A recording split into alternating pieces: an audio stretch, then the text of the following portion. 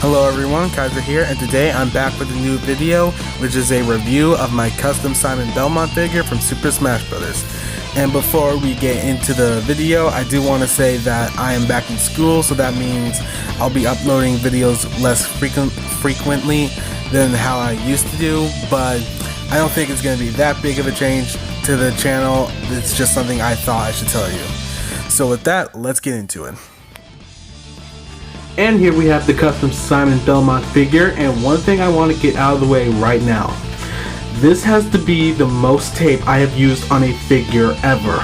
Seriously, there is so much tape on this you wouldn't believe. His armbands, tape. Everything on his waist, tape. His boots, tape. His forearms, tape. His axe, tape. His headband, tape. The vampire killer, tape. Even his hair is tape. And there are still other bits of tape that I haven't gotten to on this figure yet. Phil, what does that have to do with tape? You know, okay, I want to tell me, how the fuck, what does that got to do with flex tape?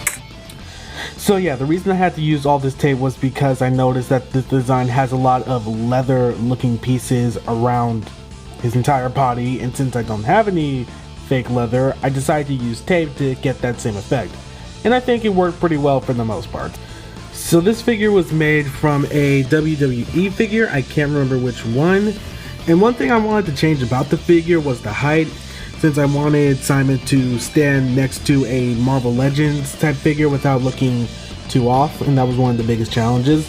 So what I did for that was I cut the feet, or at least the calves, and shaved it down to a point where it looked around, I'd say, 6.5 inches.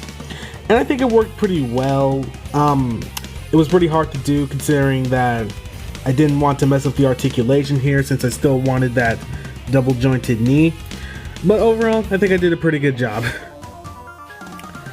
So starting with the head, this was probably the easiest part of the figure to do. For the face, all I really did was paint over it to make it look like Simon, really simple. But for the hair and the headband, it was a little more complicated.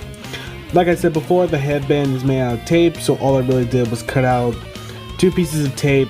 The first one being the actual band that wraps around the hair, and the second being this little piece on top of it, and pretty much glued it on to the figure. Then I also took a red bead and made that the little red gem in Simon's headband. The hair was also pretty simple to do, since it was mostly just sculpting over the existing head. And like I said, for the back of the hair, it's made out of tape and a little bit of hot glue. So it's pretty simple. Moving on to the torso, this piece is made out of clay, which I sculpted and painted over. I painted this entire section kind of a dark red. I'm not sure which color I would call it, but I did paint that to get Simon's colors. The waist part is made out of hot glue and tape, like I said before, and that was pretty hard to do. The loincloth is also made out of this. For his shoulder pad, this is made out of, again, I believe tape, a little bit of cotton for that white fur look he has. The armbands, again, tape. These are made out of tape. Everything's made out of tape on this figure. But yeah, for this little loft piece here, if you can see that, that's just made out of black cloth. For the legs, I mostly just painted over at least this part and added some tape to the bottom here. The little leg bands or thigh bands he has are also made out of tape. And for the shoes, what I did here was, like I said before, I cut them down. And what I did with the remaining parts is that I painted over them first, made the little boot cuffs and leather wrappings all over the figure, or all over the boots. Then I took some more pieces of tape to make that kind of ragged cloth look he has.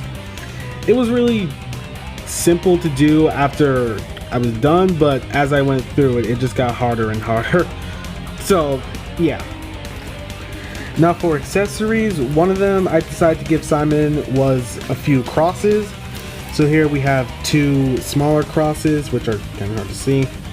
I can't remember where exactly these came from, but I do know my grandpa has some, so I just decided to borrow a few. Then I have this bigger one, which again also came from my grandpa. And all I really did for those was just stick them into these straps here in order for them to stay in place. The next accessory, if you also can see it, is the axe. All I really did was was take a, I can't remember which line this came from, I think it was a Lego axe, and decided to make that into Simon's. It looks pretty good, I think, and it can fit into his hand. So there's that. And now for my favorite part of this figure, the vampire killer. So for this, starting with the handle, I wanted this I wanted this to be as accurate as it can be to how it looks in Super Smash Brothers. So what I did was I took a dowel rod, put tape over it and colored that brown to give it that wrapping look.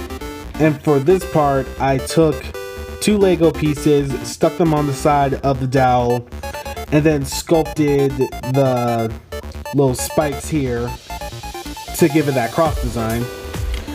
The bottom is from a TMNT Michelangelo nunchuck. And for how I connected the chain, again, this is just the dowel, but what I did was I dremeled into the side of it to give it a little entry point and glued it here so that I could have a chain going all the way. And one thing about this chain that I wanted to do with like the only other Simon Belmont action figure I've seen, for one, it wasn't a leather whip, which doesn't bother me. It's just the fact that you couldn't move it out of one pose. So what I decided to do was take a piece of wiring, or a piece of a wire that was really thin, and shoved it in between each hole of the chain, if you can see that. So if I wanted to, I could actually pose it any way I want.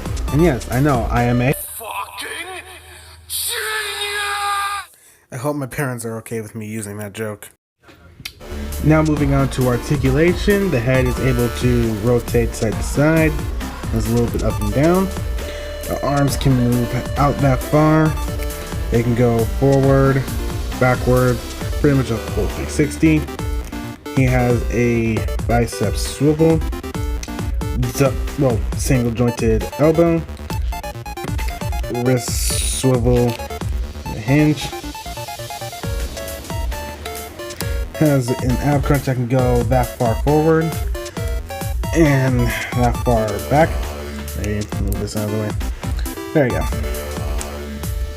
He has a waist swivel. The legs can go that far forward. They can't really go back. He has a thigh swivel, double jointed knee, and he does have a bit of a foot hinge and a little bit of a pivot.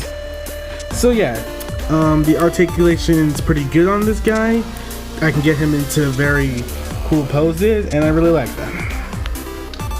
And here he is standing next to some other Super Smash Brothers figures I have, which is my custom Link, custom Samus, my Incineroar, and Mario and Luigi. And I have to say, he does stand pretty well, probably except for Link.